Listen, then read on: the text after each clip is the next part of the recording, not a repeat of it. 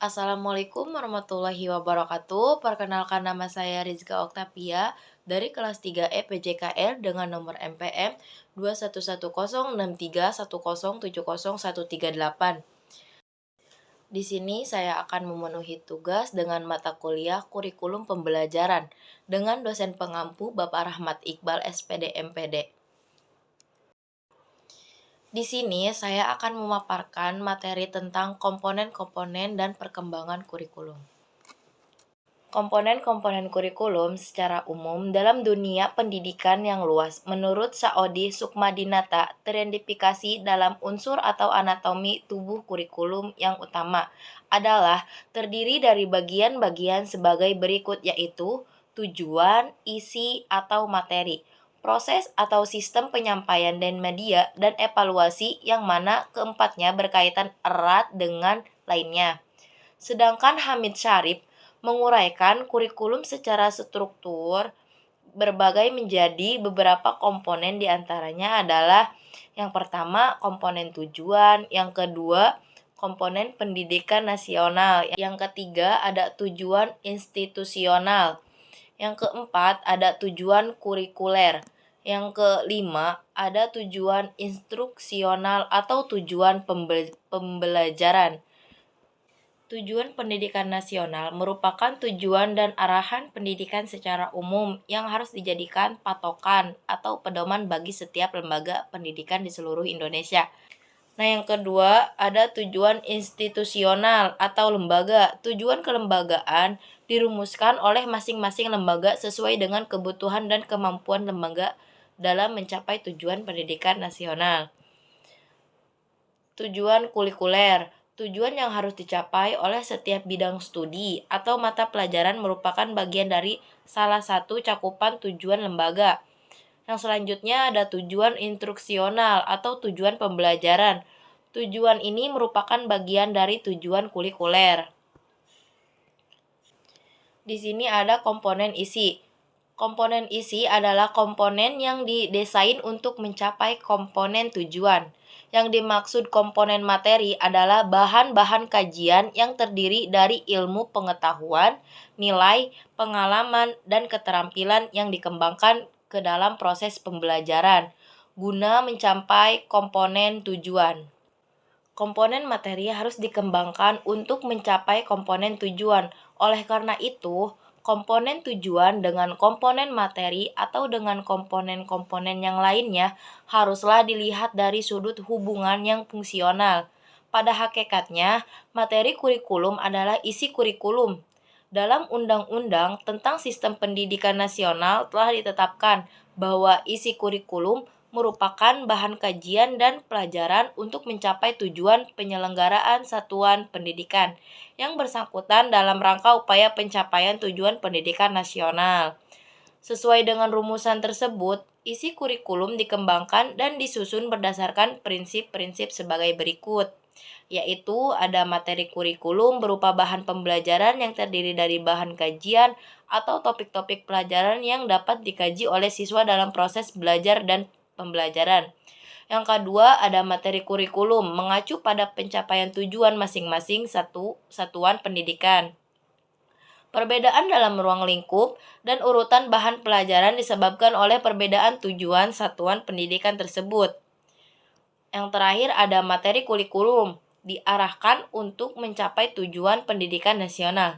Dalam hal ini, tujuan pendidikan nasional merupakan target tertinggi yang hendak dicapai melalui pencapaian materi kurikulum. Yang ketiga ada komponen strategi. Komponen strategi dan metode merupakan komponen yang memiliki peran yang sangat penting dikarenakan berhubungan dengan implementasi kurikulum.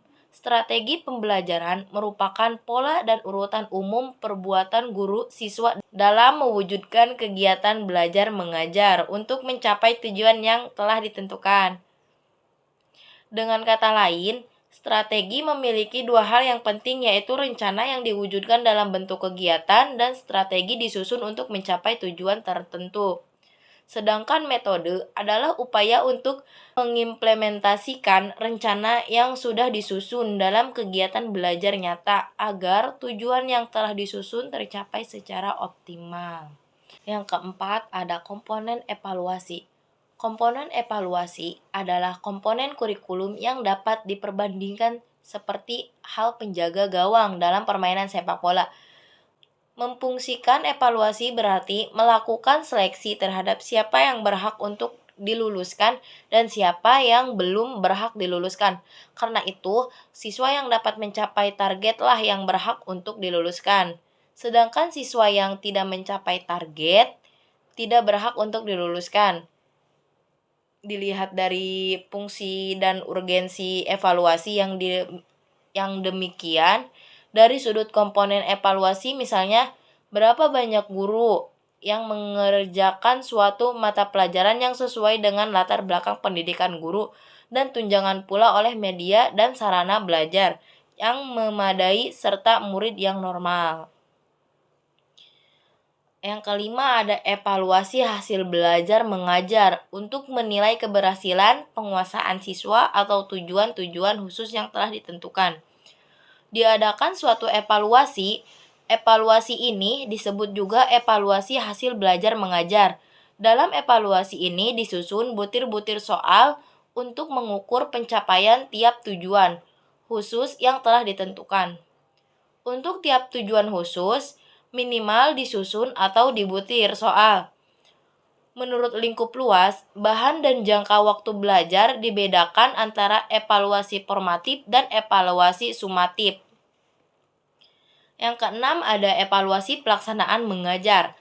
Komponen yang dievaluasi dalam pengajaran bukan hanya hasil belajar mengajar, tetapi keseluruhan pelaksanaan mengajar yang meliputi evaluasi komponen tujuan mengajar, bahan mengajar atau yang menyangkut sekuensi bahan ajar, strategi dan media pengajaran, serta komponen evaluasi mengajar sendiri. Ada model-model pengembangan kurikulum. Kata model secara etimologi memiliki arti pola atau acuan dan contoh dari sesuatu yang dibuat. Sedangkan menurut analisis penulis sesungguhnya, model pengembangan kurikulum bisa juga diartikan sebagai sebuah pendekatan atau pola apa yang digunakan untuk mengembangkan kurikulum. Sehingga dalam proses pengembangan kurikulum bisa terlaksana secara tepat guna, tepat sasaran, dan tepat pembiayaan.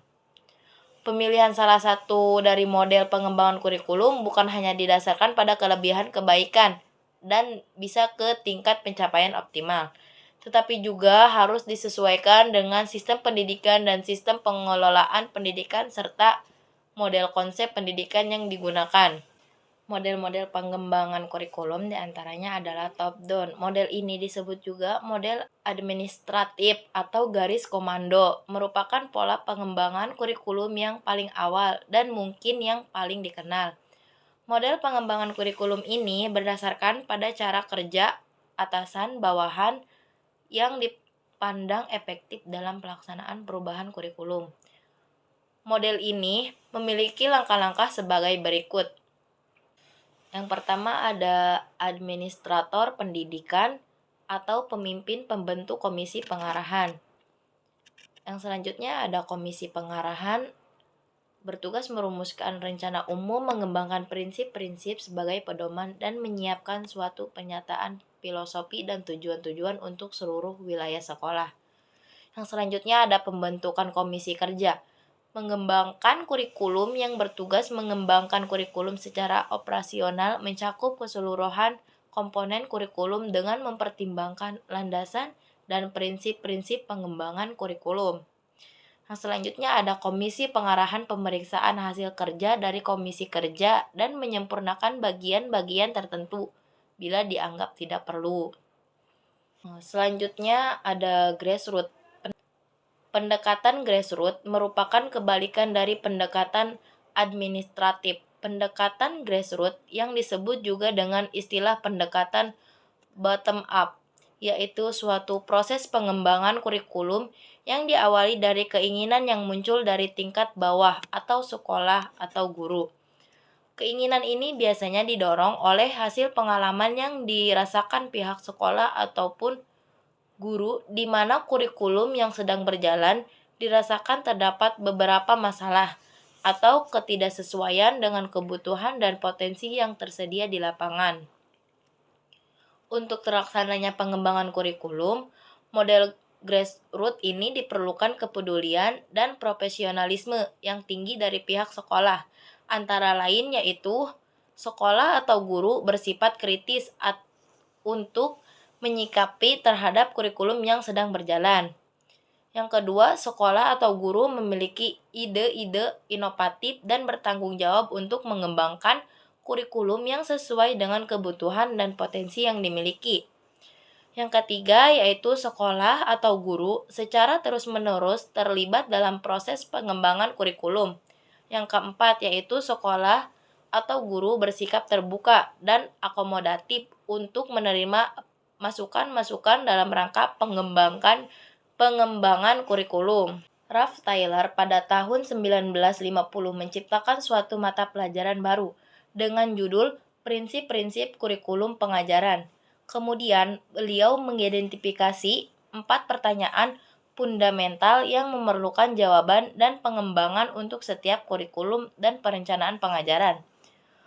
Pemikiran Ralph Tyler tersebut telah banyak mendasari dalam pengembangan kurikulum masa sekarang. Dalam kaitannya dengan pelaksanaan kurikulum, Tyler mengembangkan pertanyaan-pertanyaan pandangan ini yang menyarankan suatu pendekatan linear dalam pengembangan kurikulum yang dikemukakan oleh Wellers 1967. Dia menyatakan bahwa proses pengembangan kurikulum terdiri atas 5 komponen yaitu tujuan dan sarana, penentuan pengalaman belajar, penentuan isi atau materi pelajaran, organisasi dan integrasi pengalaman proses belajar, mengajar di kelas, evaluasi terhadap efektivitas semua aspek dari komponen di atas dalam mencapai tujuan. Yang selanjutnya ada Hilda Taba. Model pengembangan kurikulum ini dikembangkan oleh Hilda Taba atas dasar data induktif yang disebut model terbalik. Karena biasanya pengembangan kurikulum didahului oleh konsep-konsep yang secara deduktif, Taba berpendapat model deduktif ini kurang cocok, sebab tidak merangsang timbulnya inovasi-inovasi. Menurutnya, pengembangan kurikulum yang lebih mendorong inovasi dan kreativitas guru adalah bersifat induktif, yang merupakan investasi atau arahan terbalik dari model tradisional. Pengembangan model ini diawali dengan melakukan pencarian data secara percobaan dan menyusun teori serta diikuti dengan tahapan implementasi. Hal ini dilakukan guna mempertemukan teori dan praktek. Adapun langkah-langkahnya adalah mendiagnosis kebutuhan, merumuskan tujuan, menentukan materi, penilaian, memperhatikan antara luas dan dalamnya bahan, kemudian disusun suatu unit kurikulum, mengadakan tryout, mengadakan revisi atau tryout, menyusun kerangka kerja teori, mengumumkan adanya kurikulum baru yang ada diterapkan. Nah, dari materi-materi yang di atas yang sudah saya jelaskan, dapat saya simpulkan bahwa komponen-komponen kurikulum meliputi tujuan kurikulum, komponen isi atau bahan, komponen strategi pelaksanaan, dan komponen evaluasi. Tujuan kurikulum meliputi tujuan nasional, institusional, kurikuler, dan instruksional. Komponen isi meliputi ilmu pengetahuan, nilai, pengalaman, dan keterampilan yang dikembangkan ke dalam proses pembelajaran guna mencapai komponen tujuan. Sekian pemaparan materi dari saya, kurang lebihnya mohon maaf. Wabillahi taufiq wal hidayah. Wassalamualaikum warahmatullahi wabarakatuh. Terima kasih.